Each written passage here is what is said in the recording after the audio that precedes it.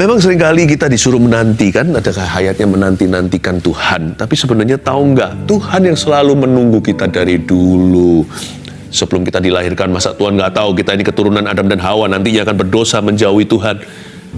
Selalu ada episode, bahkan many seasons, banyak musimnya kita ini meninggalkan Tuhan.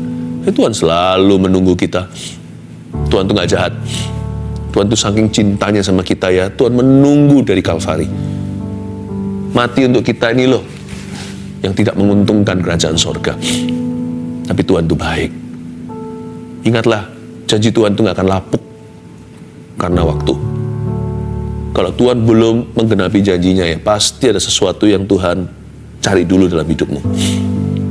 Dalam hidup kita itu pasti ada sesuatu yang Tuhan tunggu. Tuhan itu gak pernah menunda, kecuali ada sesuatu yang ditunggunya. Jadi kalau hidup Anda sedang diproses Tuhan, jangan melawan. Hari ini saya mau sampaikan sebuah firman, judulnya gini, Tuhan tunggu apa jika belum genapi firman-Nya? Ya, Tuhan tunggu apa jika belum genapi firman-Nya? Kita buka Alkitab sama-sama di Kejadian pasal 2, ayat 4-15. Selalu terharu kalau dalam hadirat Kristus. Tuhan itu baik sekali. Bukannya ini saat teduh? Kalau saat teduh berarti ini bukan performance. Kalau saat teduh begini, ini saya saat teduh. Kami saat teduh. Anda juga saat teduh. We can be as honest as we can be. When we are in the presence of God, atau kita di hadirat Allah, kita bisa sejujur-jujurnya apa adanya. Tuhan itu baik. Tapi saya harus sampaikan firman, karena ini saat teduhnya beda, ini kan saat teduh bersama. Kalau saat teduh pribadi saya tancap gas ini, saya nyanyi terus, saya nyembah terus, bisa berjam-jam nih. Saya suka kalau saat teduh pribadi di kamar saya ada ruang doanya sih, ada ruang yang disekat gitu. Saya berdoa di situ tuh bisa berjam-jam, baca Alkitab bisa seharian. Baru berapa hari lalu seharian. Tapi saya percaya waktu 1 jam ini cukup ya untuk kita bersama-sama. Jangan sampai kita itu asal-asalan waktu menyembah. Nanti kita akan menyembah Tuhan lagi. Jangan asal-asalan kalau dengar firman Tuhan. Dicatat beneran, ambil catatan. Ini judulnya. Tuhan tunggu apa jika belum genapi firman-Nya?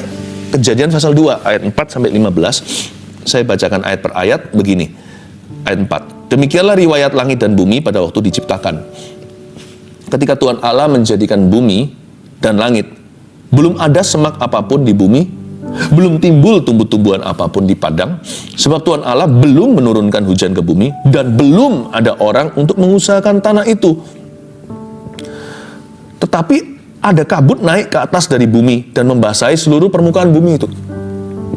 Ketika itulah Tuhan Allah membentuk manusia. Saya ulang lagi ayat 7. Ketika itulah, saat itu, Tuhan Allah membentuk manusia itu dari debu dan tanah dan menghembuskan nafas hidup ke dalam hidungnya. Demikian manusia itu menjadi makhluk yang hidup. Di ayat 4 ada berapa kata belum di situ. Belum ada semak apapun di bumi ketika Tuhan Allah menjadikan bumi dan langit. Loh, saya kira ketika Tuhan menjadikan bumi dan langit, bukannya sudah ada tumbuh-tumbuhan. Ayat ini berkata, Tuhan sudah jadikan bumi dan langit. Berarti ini sudah lewat hari ke-7. Berarti sudah selesai minggu penciptaan itu. Tuhan Allah sudah jadikan bumi dan langit, tapi belum ada semak apapun di bumi. Ayat 5, belum timbul tumbuh-tumbuhan apapun di padang. Karena Tuhan belum menurunkan hujan sih. Dan belum ada orang yang mengusahakan tanah itu. Kalau Tuhan belum genapi firman-Nya, padahal tumbuh-tumbuhan itu jadi pada hari ketiga. Kalau Anda lihat di pasal sebelumnya, pasal 1 nggak usah kita buka. Tuhan menciptakan langit bumi itu 6 hari, lalu hari ke-7 dia beristirahat. Bukan karena Tuhan letih atau capek. Tuhan tidak mengenal lelah.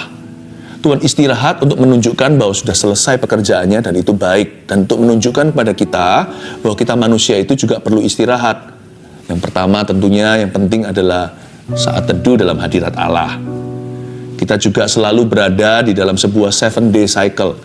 Ada sebuah siklus 7 hari. Kalau kita teruskan ya, nanti bisa jatuh sakit. Karena badan kita itu dicipta untuk dari waktu ke waktu per minggu harus ada breaknya. Tapi kalau Anda seksama membaca pasal pertama dari kitab Kejadian penciptaan, Kita akan menemukan bahwa pada hari pertama itu Tuhan ciptakan terang, jadilah terang. Demikian firman-Nya. Hari kedua itu space. Ya kan? Tuhan memisahkan langit di atas itu, air di atasnya dan air di bawahnya. Lalu di tengah-tengahnya itu namanya cakrawala. Disitulah ada matahari, bulan, bintang. Tuhan itu maha besar. Bumi ini kecil. Ya kan? Galaksi itu nggak ada artinya. Lalu pada hari ketiga, ini interesting sekali. Tuhan itu memisahkan air yang di bawah langit itu maksudnya, dipisahkan, lalu dikasih boundary. Itu laut nggak bisa berkata, gua mau jalan-jalan ke daratan. Wah, bisa celaka seluruh makhluk hidup di sana. Maka Tuhan skakmat setiap lautan. Tuhan kasih perbatasan, maka mereka menjadi ocean atau samudera. Lalu tanah kering itu yang nggak ada airnya, itu disebut daratan. Itu semua hari ketiga. Dan ada sesuatu yang sangat menarik sekali. Lalu berfirmanlah Tuhan. Ada kata lalu berfirmanlah Tuhan. Ya kan? Jadilah tumbuh-tumbuhan tanam-tanaman yang berbiji-bijian di dalamnya. Dan jadilah pohon dengan buah-buahan yang ada biji-bijinya di dalamnya. Lalu setelah itu Tuhan tutup hari, datanglah petang. Keesokan hari ketiga telah berlalu. Supposedly, seharusnya pada hari ketiga itu tumbuh-tumbuhan sudah ada kan? Yang pasti daratan sudah ada, lautan sudah ada perbatasan, samudra raya dan daratan yang kering sudah ada. Lalu Tuhan berfirman, jadilah tumbuh-tumbuhan. Tapi di pasal 2, sesudah Tuhan menjadikan langit dan bumi, belum ada semak apapun, belum timbul tumbuh-tumbuhan. Firman sudah datang pada hari ketiga, tumbuhannya itu menunggu sampai ada yang mengelola. Kadang-kadang kita juga berpikir begini kan, kenapa Tuhan berfirman kok belum kejadian ya? Tuhan sudah berfirman kok belum keluaran? Kok belum dikeskan? Jangan-jangan cek Tuhan ini kosong. Yang pasti Anda harus tahu loh, firman Tuhan itu tidak pernah giro yang bolong. Tuhan punya cek tidak pernah blong. Kalau ditunda, itu bukan karena Tuhannya lelet. Itu karena Tuhan menunggu Anda. Pada hari ketiga sudah difirmani tumbuh-tumbuhan. Tapi setelah bumi langit jadi, lewat hari ketujuh nih, belum juga ada semak. Belum timbul tumbuh-tumbuhan. Firman sudah ada, tidak akan kembali sia-sia. Pasti kejadian. Tapi menunggu Anda dan saya. Menunggu hingga ada orang yang mengusahakan tanah itu, ayat 5. Karena Tuhan belum menurunkan hujan, belum timbul tumbuh-tumbuhan, belum ada semak belukar, sebab belum ada orang untuk mengusahakan tanah itu. Jadi Tuhan kasih perairan atau irigasi yang sifatnya kasih karunia. Belum ada hujan kan? Kalau ada hujan nanti, nanti terlalu dini berkatnya. Ada banyak sekali semak belukar, ada banyak tumbuh-tumbuhan, tanam-tanaman. Nanti mubasir kemudian. Makanya Tuhan kasih air yang ala kadarnya, secukupnya, minimalis, diberi UMR oleh Tuhan. Ya, Tuhan kasih kabut naik ke atas dari bumi, membasahi seluruh permukaan bumi itu. Tuhan mengairi dulu tanah dengan embun-embun saja, belum ada hujan. Tuhan tidak mau melihat harvest atau tuaian yang dahsyat, karena manusia belum siap untuk mengelolanya. Tuhan itu tanggung jawab sama berkat-berkatnya. Tuhan itu sangat bertanggung jawab sama penggenapan janjinya sendiri. Tuhan itu nggak usah ditolong, nggak usah dibantu, nggak usah diingatkan bahkan. Kalau kita berdoa mengingatkan, itu demi komunikasi atau persekutuan dengan Tuhan. Tuhan itu nggak pelupa, Tuhan nggak pernah pikun. Jadi nggak perlu kita itu merasa, Tuhan janji-janji tapi pengharapan palsu. Tuhan nggak begitu. Jangan-jangan janjinya belum digenapi karena menunggumu. Belum siap-siap juga sampai hari ini. Apa sih yang Tuhan tunggu? Nomor 1 Anda catat. Karena kalau Tuhan belum genapi firman-Nya, berarti Tuhan sedang tunggu proses pembentukan kita. Itu dia. Firman-Nya sudah ada di bumi, jadilah tumbuhan. Tapi kalau lihat kiri kanan, belum lagi seperti lagu waktu kita masih kecil. Kiri kananku lihat saja banyak pohon cemara. Belum ada pohon, belum ada tanaman. Firman-Nya sudah datang, nggak akan kembali sia-sia. Tapi belum berwujud apa-apa, alias belum kejadian, karena menunggu Anda siap. Karena menunggu Anda selesai prosesnya. Tuhan tunggu apa jika belum genapi firman-Nya dalam hidup kita? Bukan tumbuhan tanaman, tapi apapun yang harus bertumbuh di hidupmu. Apapun yang Tuhan tanam itu kok belum berbuah. Apapun yang Anda usahakan jeripayah kok belum menghasilkan. Yang Anda doakan kok belum dijawab sama Tuhan. Firman yang merema, janji, bahkan nubuatan. Bukan hanya nubuatan firman, mungkin nubuatan nabi juga kok belum digenapi. Mungkinkah karena Tuhan sedang memproses kita dan itu belum selesai fase ini. Jadi jangan marah, jangan mudah kecewa. Saya selalu menganggap kalau problema ini masih terus bersikuku, bersikeras di hidupku. Kalau saya sudah berusaha, asal dari sisi saya sudah bertanggung jawab. Berdoa sudah, berusaha sudah, kok belum lalu juga. Kenapa masalah saya belum kadaluarsa tanggalnya? Belum jatuh tempo namanya. Kok belum dicairkan pertolongannya? Saya bisa-bisa, saya mulai curiga, evaluasi diri, mungkinkah saya belum lolos atau lulus proses saya di mata Tuhan? Saya belum wisuda. Itulah sebabnya kalau dibentuk sama Tuhan Yesus, kalau Roh Kudus membentuk sifatmu, Roh Kudus menempa karakter kita, cepat nurut ya, supaya lekas wisuda. Di alam rohani ada yang namanya hair. Karena ada remedy gitu lah ya kalau siswa-siswi. Mereka tesnya asal-asalan, diberi kesempatan kedua. Dan dia harus belajar sungguhan. Sebab nanti nggak bisa terus melulu di situ. Dia harus lulus cepat lambat. Ya kan, ada orang nggak naik kelas. Dia harus segera belajar sungguh-sungguh supaya ujian berikutnya ini diberi Tuhan second chance. Supaya dia segera lulus ujian. Jadi kalau dibentuk sama Tuhan itu jangan sampai di hairline waktu. Ada banyak orang gini loh. Dia kepahitan. Orangnya gagal mengampuni. Mau dia cerai 7 kali juga akhirnya runtuh pernikahan berikutnya. Mau dia pindah-pindah gereja juga akan ketemu yang modelnya sama. Ada orang yang quitter atau yang mudah sekali untuk menyerah. Kerja ini nggak bagus, coba lihat resumenya bolong semua. Nggak kelihatan donatnya, hanya lubangnya. Selalu quit sini, quit sana. Dia selalu gampang menyerah. Nanti sampai kapanpun juga cari pekerjaan yang paling mudah, dia pasti akan ketemu suatu tantangan yang membuat dia bertekuk lutut sekali lagi. Ya kan? Seperti kebiasaan buruk yang susah mati. Kalau Anda tidak lulus di satu ujian karakter dari Yesus, Tuhan tempa di situ, Anda akan terus dikejar. Kemanakah aku dapat pergi menjauhi rohmu Tuhan? Anda akan di hair lagi. Jangan-jangan seperti bangsa Israel, hair sampai mati. Muter-muter di padang gurun 40 tahun, nggak masuk Kanaan, semua meninggal di sana, dikubur di padang gurun dan padang belantara. Jangan sampai kita masuk ke sorga, tapi kehilangan pahala. Di dunia, kita tidak pernah mengerjakan keselamatan kita. Jadi jangan begitu. Tuhan tunggu proses pembentukan kita. Belum ada semak, belum timbul tumbuhan, belum turun hujan, karena belum ada orang untuk mengusahakan tanah itu.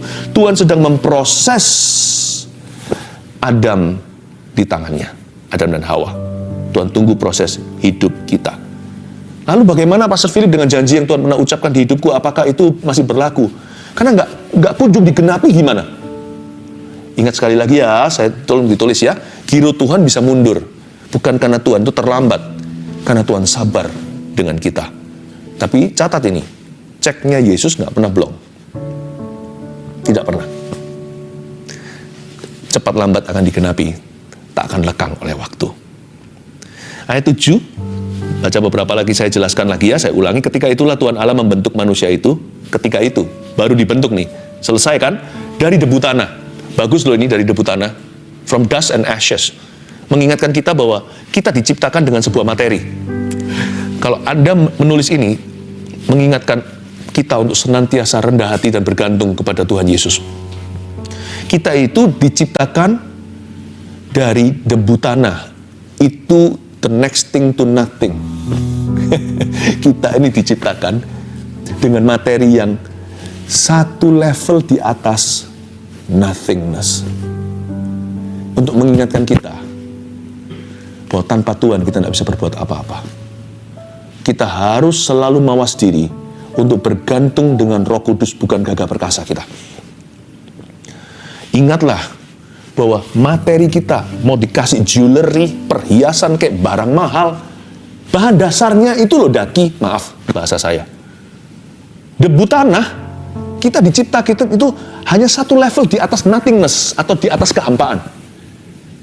Pakai benda murahan atau pakai materi yang paling rendahan, pakai debu tanah untuk ciptakan kita.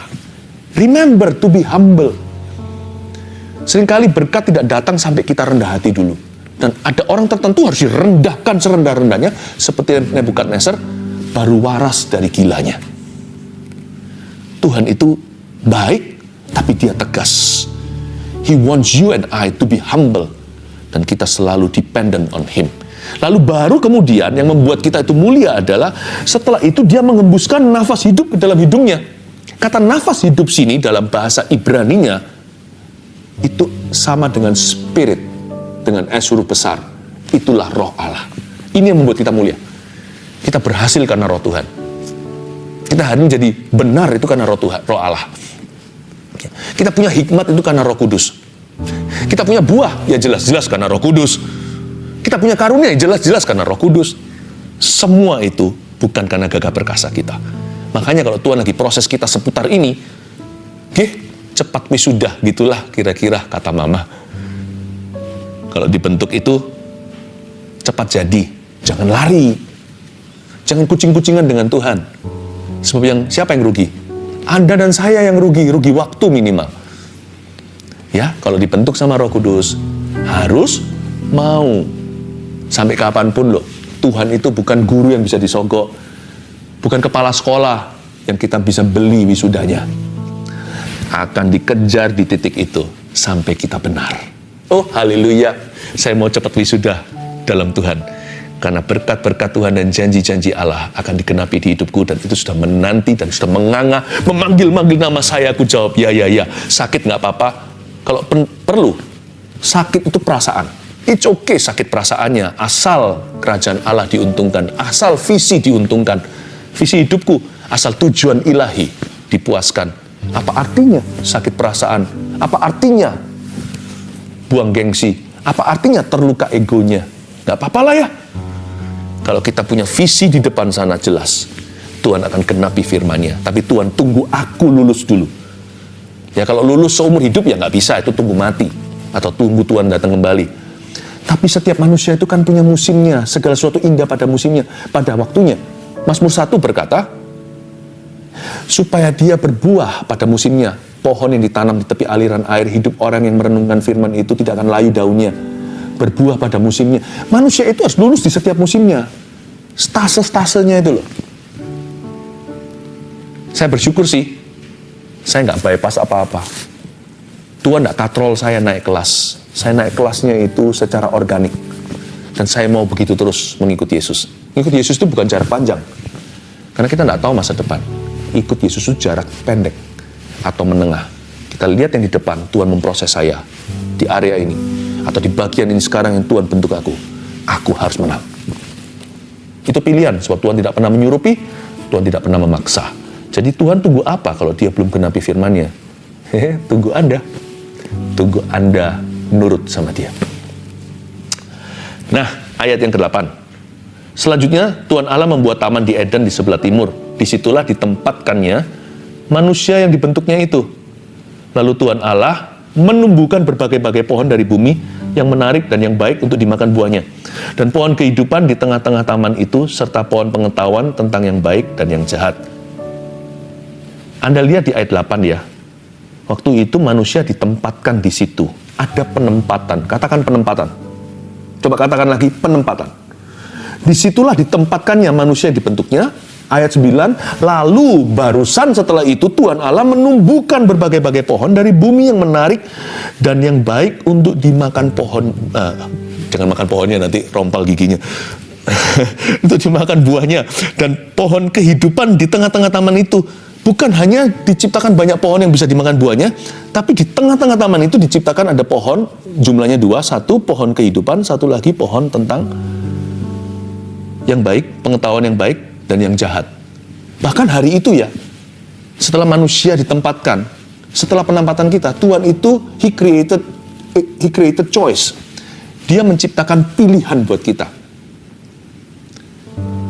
Bagaimana kita bisa memilih, bagaimana kita bisa menunjukkan kalau kita memilih Tuhan, kalau kita tidak terlebih dahulu harus mengalami godaan. Ya saya tahu, pohon pengetahuan tentang yang baik dan yang jahat itu ditaruh di sebelah pohon kehidupan. Manusia tidak harus berdosa kok, bisa aja pilih pohon kehidupan. Tuhan menciptakan pilihan, betapa indahnya. Bukan untuk mencobai kita, atau Tuhan itu punya niat buruk, maunya kita itu jatuh. Bukannya Allah itu menjebak, bukan. Tapi Tuhan memperlakukan kita sebagai manusia yang mulia, yang punya pilihan pribadi. Hari itu kita diberi pilihan oleh Tuhan Yesus. Hari ini kita masih punya pilihan juga. Nah, kembali ke penempatan. Di situ ditempatkan manusia yang dibentuknya. Lalu Tuhan Allah menumbuhkan. Jadi harus ada penempatan. Yang kedua yang Tuhan tunggu, kenapa Tuhan belum genapi firman-Nya dalam kehidupan kita, dalam setiap aspek dan perjalanan hidup ini, seringkali karena nomor 2, Tuhan tunggu komitmen kita. Tuhan tunggu komitmen kita. Ada hal-hal tertentu, yang bukan hal-hal tertentu dalam setiap perkara bahkan, Tuhan tunggu kita komit dulu, baru Tuhan akan bukakan. Yang Tuhan nantikan adalah penempatan. Setelah manusia di situ ditempatkannya, baru Tuhan tumbuhkan. Nah, komitmen itu penting kita punya di dunia yang penuh dengan pilihan. Kita bisa jadi orang baik karena ada pilihan jahat. Kita bisa menolak yang jahat, memilih yang baik. Kita bisa disebut pengikut Tuhan karena kita menolak setan. Puji Tuhan untuk pilihan. Dibutuhkan orang komitmen untuk maju. Dibutuhkan komitmen untuk berjalan dengan Yesus, bukan perasaan. Dibutuhkan orang yang komit dulu. Baru Tuhan bukakan sesuatu. Seperti Abraham. Dia taat meninggalkan kampung halamannya, pergi ke tanah Kanaan, tinggal di tenda, padahal dia yang menjadi pemilik sah di mata Allah. Dia komit dulu, baru Tuhan kasih Ishak. Baru setelah itu Tuhan bukakan pintu.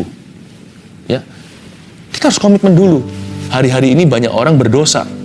Dalam hubungan juga banyak yang katanya sekarang sudah punya wawasan yang luas. Bukan menurut saya. Itu adalah generasi orang-orang yang tersesat dari firman. Harus tinggal bareng dulu cowok dan cewek. Coba dulu cocok enggak. Baru nanti buat komitmen untuk menikah. Karena pernikahan tidak ada yang namanya return atau refund policy. Pernikahan nggak bisa diretur. Tidak boleh jatuh dalam dosa seks sebelum pernikahan. Itu bukan hakmu, itu pohon terlarang.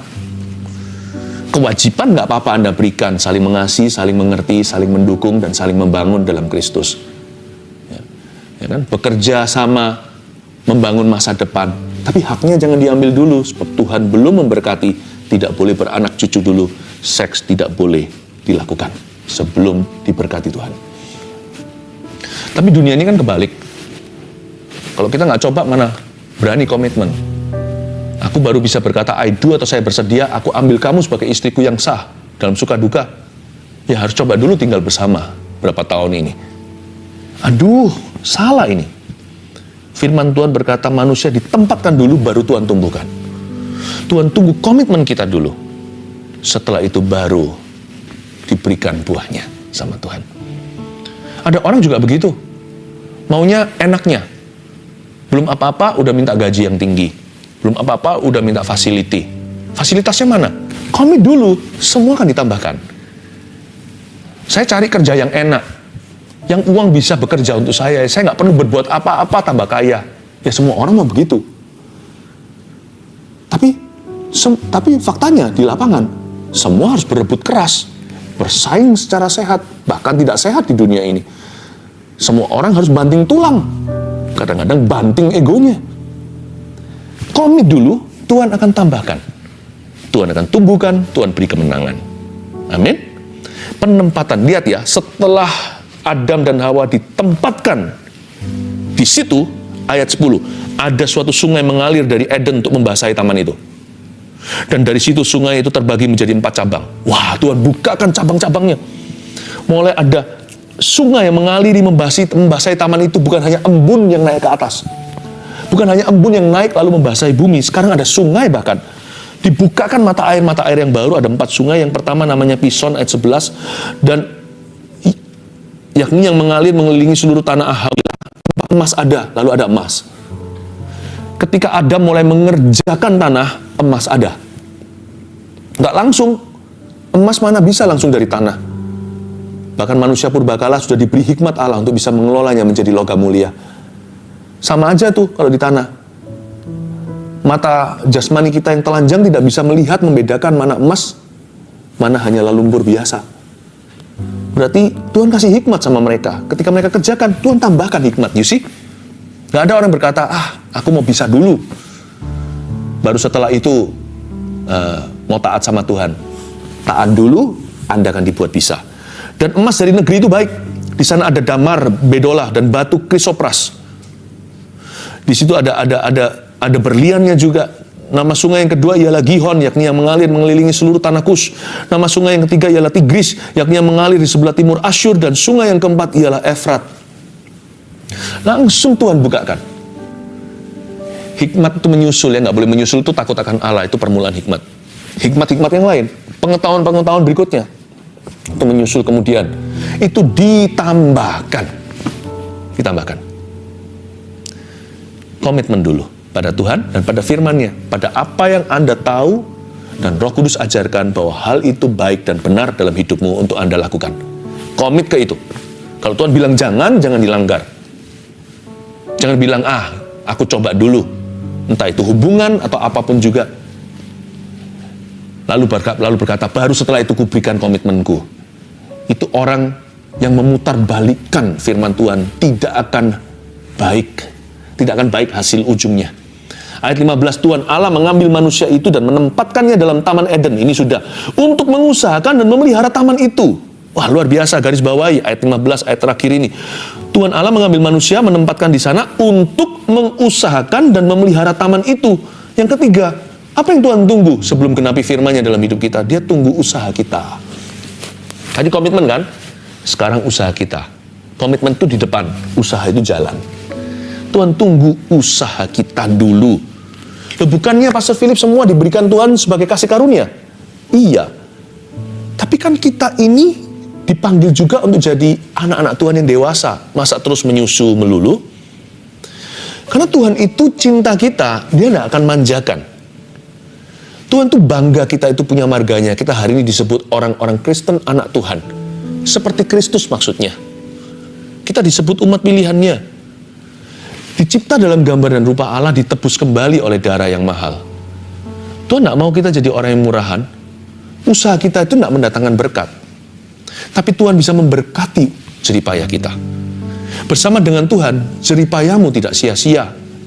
Usaha tidak mendatangkan berkat sekali lagi. Tapi Tuhan punya berkat akan mengikuti orang yang mau berusaha sungguh-sungguh. Tunggu usaha kita. Ya, komitmen di depan. Aku komit dulu, apapun terjadi. Lalu ketika jalan, berusahalah dengan sungguh-sungguh. Nggak boleh kita malas-malasan. Anak-anak saya dari kecil, contohnya kalau mereka lagi buka minuman gitu ya, tutup botolnya agak seret gitu, kasih papanya. Saya tahu usianya dia nggak bisa buka itu. Tapi dari kecil saya sengaja, saya bilang, coba dulu. Nggak bisa, Daddy.